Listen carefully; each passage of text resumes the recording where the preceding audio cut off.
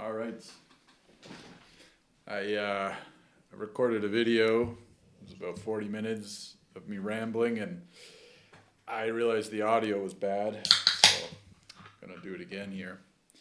Hopefully, the audio is good this time. If it's not, I don't care. That's what you're gonna get. So, yeah, let's talk about Project Diablo 2. I'm drinking a beer now because of what happened. So, yes, season 12 is tomorrow, actually. That came up quick. Uh, This video is not for existing players, it's for new players. I'm going to kind of try to sell Project Diablo 2 to you. If you're playing the Diablo 2 Resurrected, or if you're even playing regular Diablo 2 still, this is the video for you to get convinced to stop wasting your time and get on board with Diablo 2, Project Diablo 2. So, um, with season 12 coming up tomorrow, I thought I would make a video, try to help them out with recruiting people. So, yes, let me turn the sound down a bit. Here we are. Stunning Diablo 2 graphics. So I've got some notes here on the side. We're going to go over some stuff that's different from regular Diablo 2 and why you should come play here. Okay, so number one, Project Diablo 2 is a fan-made and fan-supported uh, private server for Diablo 2 with brand new custom content that aims to sort of bridge the gap between the game 20 years ago and today in terms of modern conveniences and things that just make sense, as well as giving more life to the game with new content and mainly through bug fixes and balancing the different classes and items in the game to increase build diversity and make more people want to play it. All those good things that game journalists would say. Um, so right away you can tell it looks a little different, and it should, because number one, it's got widescreen support. It's still using that very beautiful pastel Diablo 2 art style, which I think is timeless and it does not need to change. However, there are a bunch of new options to increase how it looks with D2GL. So this is a filter that goes on top and uses AI to kind of dither and smooth and do all sorts of things. Of course, you can choose different versions of that, different algorithms to get a different effect to your tastes. It's currently on the one I enjoy the most, so I'm going to leave it. I like how it makes things look a little more painted, but yes, the text is still very clear, and oh, is it beautiful! The colors just are very vibrant. Yes, it's not HD, but that's not the point. Anyway, so yes, it's slightly different graphics. There are new graphics as well. You can see a lot of these things, these icons in the game were not in the game. So whenever they add new content, they try to make it look like it's from Diablo 2. So it's not like totally ridiculous looking or totally new looking. It's going to jive with the existing kind of art style, and they've done an extraordinary job with that. See if I can find some new art. So here's some druid helms. Of course, they fit right in next to the originals. They look great. There's a new barbarian one. So there's a pally shield. Here's a two-handed phase blade that only paladins get to use. So yes, in terms of art, there's new art, and the art itself looks better than it used to look. So yeah, another huge advantage, there's no botting, and there's no exploits, and there's no funny business, okay? Senpai makes his money from streaming. He has a full-time job, I think. This isn't just his only job. They don't sell high runes on a black market. They're not supporting any sort of illegal activity. And the team has been very high integrity since it started 5 years ago. It's the 5-year anniversary, so There's never been any scandals of like, oh, I got all these free high runes, or oh, I got this item, or like, yeah. So it's very official. It's very good, not compared to some private WoW servers. You might have heard some shit about that, but no, this is very high quality, very trustworthy, and yes, no bots allowed.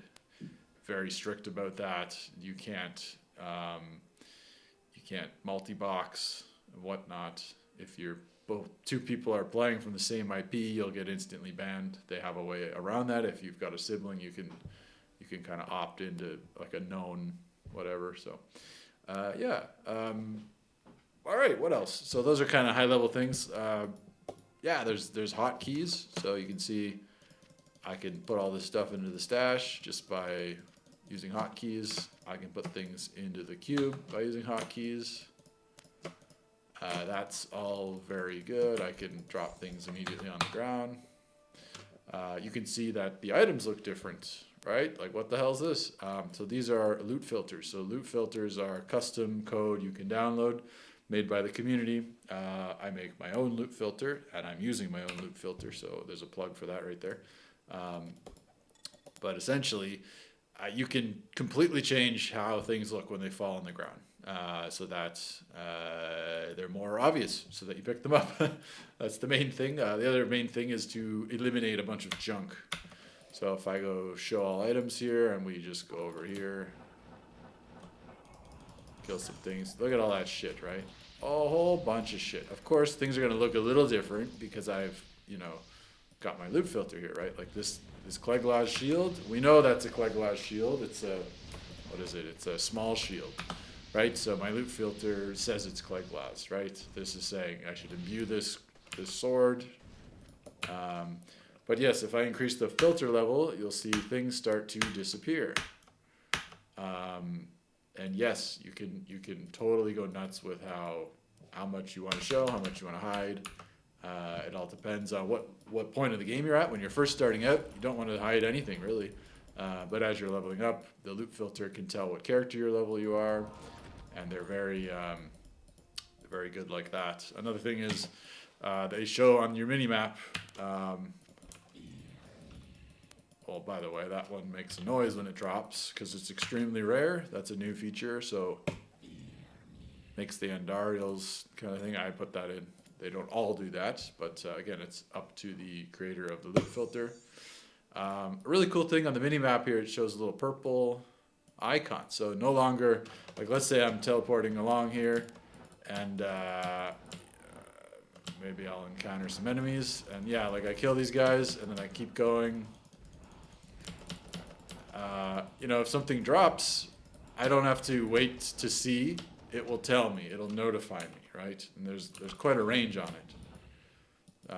You can see, like, I'm this far away, like more than 2 screens away, and it'll also see at the top left here. It's so you're never gonna miss a high rune again or a cool item. So that's what that's all about. Okay, so that's loot filters. The gist of it, I'll make a big video about my loot filter after this, but yes, there's a whole bunch of different loot filters. You can edit it yourself, or you can go with one of the community made ones. They're very mature software at this point. Yes, so other quality of life things, you can stack items. So you can see here I've got 50 burr runes, and I can unstack them very easily, right? And in order to restack them, I just do this. It's all very intuitive. Let's say I want to trade 2 burr runes to a guy. Well, there's 2 burr runes, right? It even says there's 2. So you can stack gems and runes, and some other things that should be stackable are all stackable. There's controller support, so you can play with a controller. There is WASD movement, which I've never tried because I have those hotkeyed to things. Yeah, you can play on a Steam Deck. You can play on an Ambernick device. There's all sorts of different ways you can play. You can even mod like a Switch and play on there. A bunch of hotkeys for things. There's quick casting. So you can see all these little icons here. I have these abilities. So if I hold down the E key, it just does that spell. If I press R, it just does that spell. If I press W, and so I no longer have to scroll manually. Like I can still do that. I can still scroll through. And I can, of course, set hotkeys, and I'd have to hit the hotkey and then right click to do it. This I don't have to right click. It just does it. So that's a big advantage. Another thing, there's so many new builds. So in terms of the actual gameplay, all of the classes have had all of their skills reworked or improved or nerfed depending on what's going on. You can see there's new things in the tree that didn't exist, new synergies. So this is what every season they iterate on this and make the game even more fine-tuned and balanced, which is beautiful. There's so many different ways to play. You don't have to play the same builds you did in Diablo 2. That's a huge pull. So a lot of the LOD zones are level 85.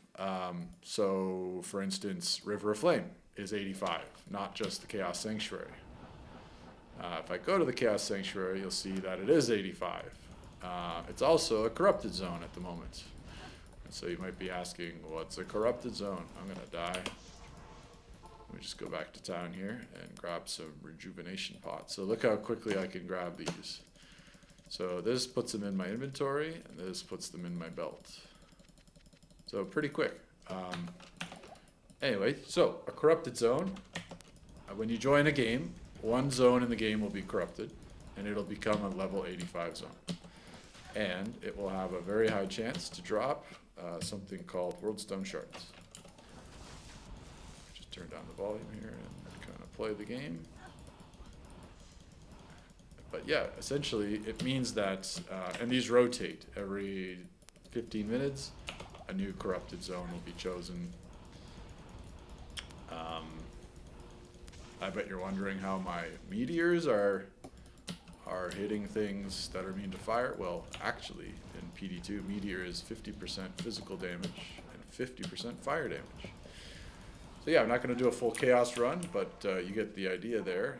That's the help screen, so it'll show you all the different hotkeys, get you started there. Of course, there's a Wikipedia page with all this stuff on it. Yeah, there's like hundreds of different new builds. The LOD zones have been updated. And then in terms of what are the new things you can do at Endgame? So let's take a look at that.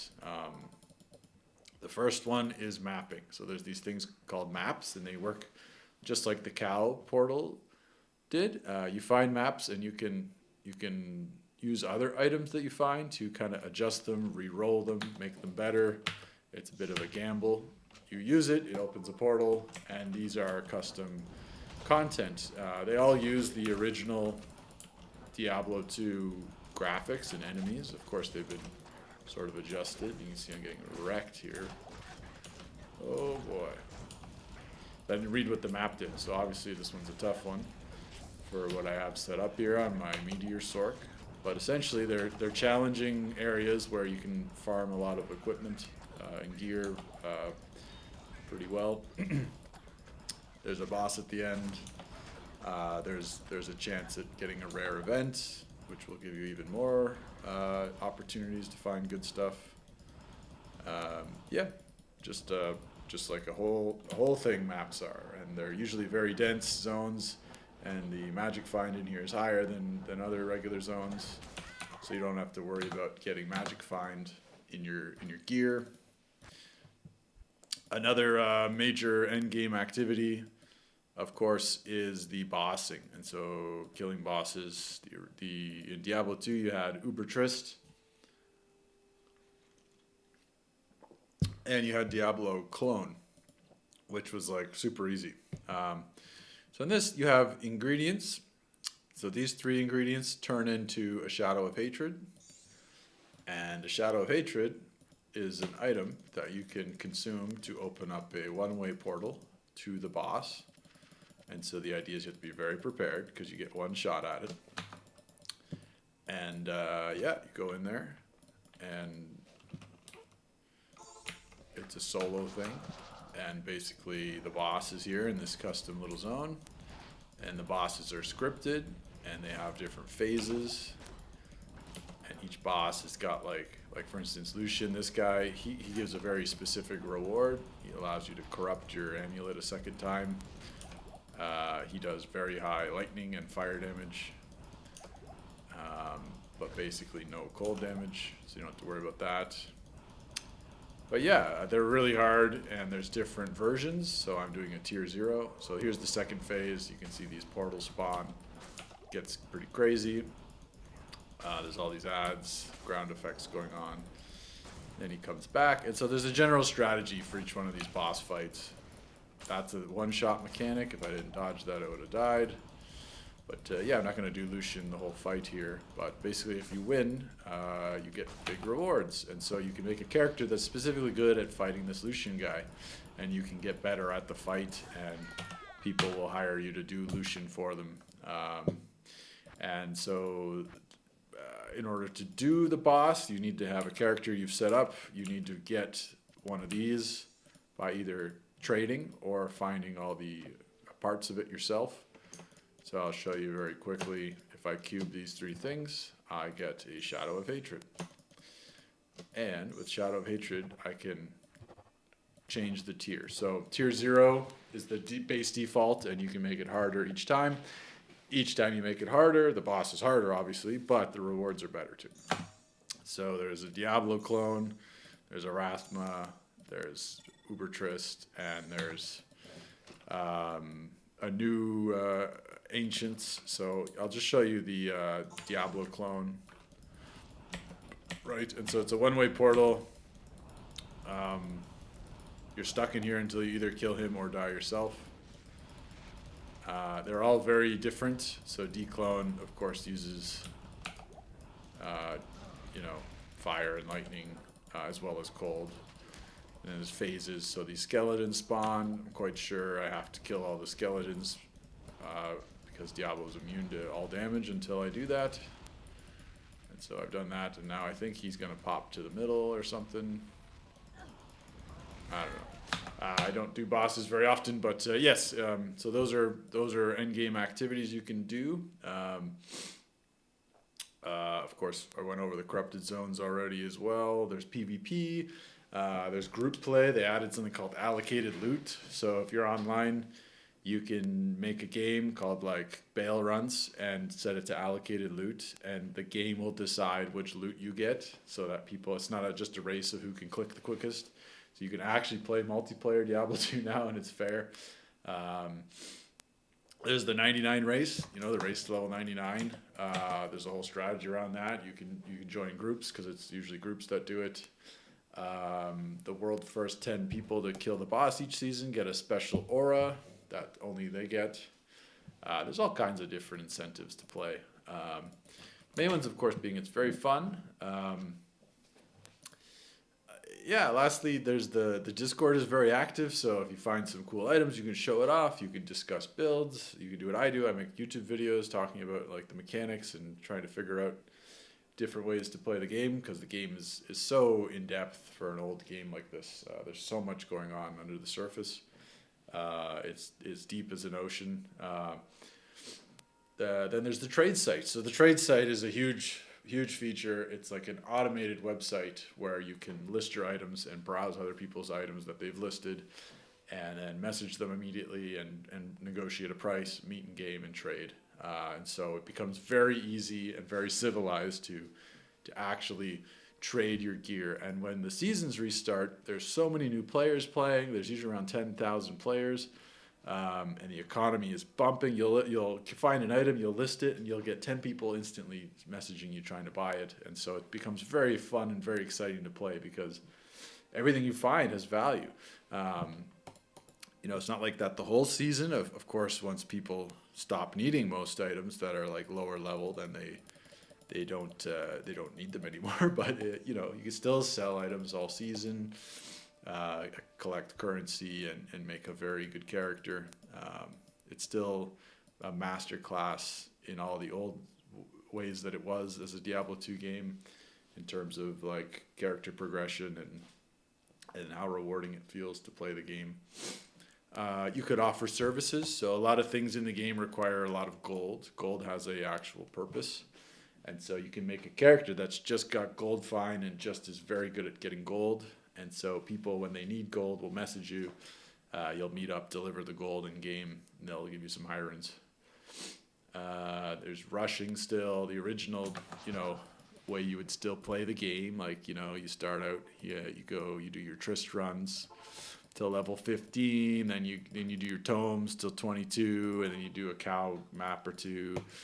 You do your normal bales, then you go to your nightmare, and then you do your chaos runs. It's all the same as before. None of that's been nerfed, so it's still very approachable in that sense. Of course, you could just play through the game and level as well. But yeah, shrine stack. So if I find another shrine, these are shrines. No. But yeah, I can't find one right now. But if I did find another shrine, it wouldn't overwrite. It would stack, and so yeah, all kinds of little quality of life things like that. My other video is better, but the audio quality is just bad, so this is the one you're getting. Hopefully I sold it to you. Yeah, Project Diablo 2. The new season starts tomorrow. This video will go live tonight at 6 o'clock.